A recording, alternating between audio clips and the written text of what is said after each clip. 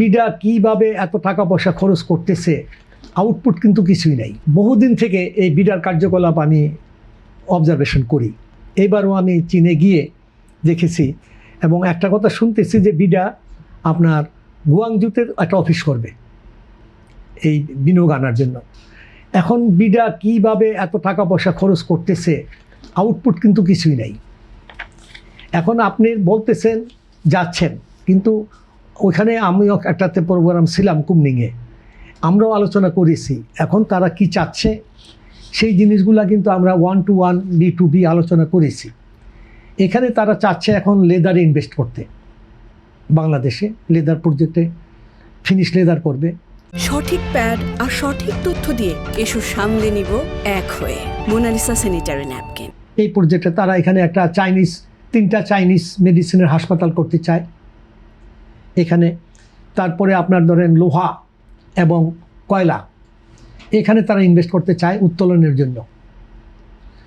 যে জিনিসগুলো আমাদের কিন্তু এই যে আপনাকে আমি বলি লোহা এবং কয়লা, আপনি জানেন কিনা দিনাজপুরের লোহার সন্ধান পাওয়া গেছে কিছু, এবং কয়লার কিন্তু আমাদের বড় বড় এখন আমাদের রিজার্ভ আছে।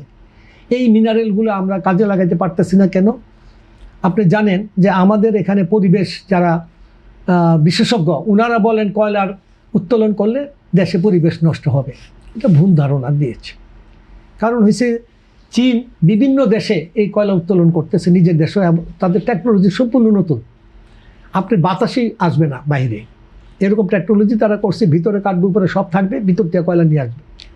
তো এই জিনিসগুলা এখন টেকনোলজি, আমরা বসে আছি আমাদের এত সম্পদ মাটির নিচে রেখে, এটা যদি আমি করি আমার কিন্তু অর্থনৈতিক অবস্থা অনেক উন্নতি হবে। আর এখন কিন্তু আমরা আবার কী করি, কয়লা ইনপুট করি, আপনি জানেন কিনা বাংলাদেশে। এবং এই টাকা পরিশোধ করতে না পারায় কিন্তু আমাদের অনেক প্রকল্প বন্ধ হয়ে যায়। হ্যাঁ, তো এখন আমি কেন করতেছি না, এটা আমাদের ভুল। এই যে আমি বললাম যে আমাদের স্বার্থে আমরা যাচ্ছি না, ওই যে বললাম যে ওইখানে তো এরকমই তারা কয়লা করার জন্য আমার কাছে বহুবার কথা বলছে যে তোমাদের এখানে নিচে অনেক কয়লা আছে, তো তোমার সরকার দেয় না, কেন দিচ্ছে না?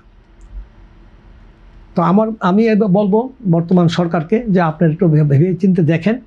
আমার মনে হয় যে মাটির নিচে পড়ে থেকে লাভ নাই, দেশের অর্থনৈতিক অবস্থা ভালো না। এটা দিয়ে দেশের উন্নয়নের জন্য, অর্থনৈতিক উন্নয়নের জন্য এই কয়লা খনি অন্তকে 2-3টা হোক, তাদের দিয়ে দেন, তাদের সঙ্গে জয়েন্ট ভেঞ্চারে যান, এবং লোহা পাওয়া যাবে সেটাও যান। আর সমুদ্রে এখন দেখেন আমাদের গ্যাস আছে, আমাদের গ্যাস কিন্তু সমুদ্র থেকে মায়ানমার এবং পার্শ্ববর্তী দেশ নিয়ে যাচ্ছে। সেই গ্যাস কিন্তু আমরা পাচ্ছি না উত্তোলন করতে, এটাও আজ পর্যন্ত এতদিন পড়ে আছে। এটা যে আমাদের একটা হয়েছিল আপনার এই কী বলে, এটা নিয়ে একটা আমরা জিতছিলাম আর কি, যে ওইখানে আমাদের ইয়েতে আছে গ্যাস আছে সমুদ্রে, কিন্তু আমরা একটা এই যে গ্যাসগুলো চলে যাচ্ছে আশেপাশের থেকে দেশে, আমরা কেন বসে আছি? আমার সম্পদ কেন আমি আহরণ করতে যাচ্ছি না? পিছনে কারণটা কি?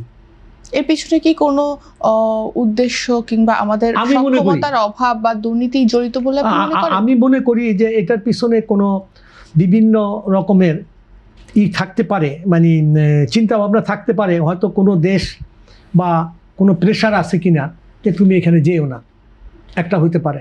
দ্বিতীয়ত হলে আপাতত বন্ধ রাখো, পরে যাও, এটা আছে কিনা।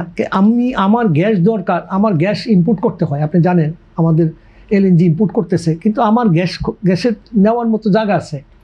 এটা আরও 4-5 বছর, 6 বছর, 7 বছর আগে এটা হওয়ার কথা ছিল। যে কোনো বিদেশিকে যারা গ্যাস সম্বন্ধে USA, আমেরিকা আছে বা ইউরোপিয়ান যারা গ্যাস উত্তোলন করে, তাদেরকে দিতে পারতো, বসে আছে কেন? কিন্তু গ্যাস তো আমার কমে যাচ্ছে, পাশ দিয়ে নিয়ে যাচ্ছে।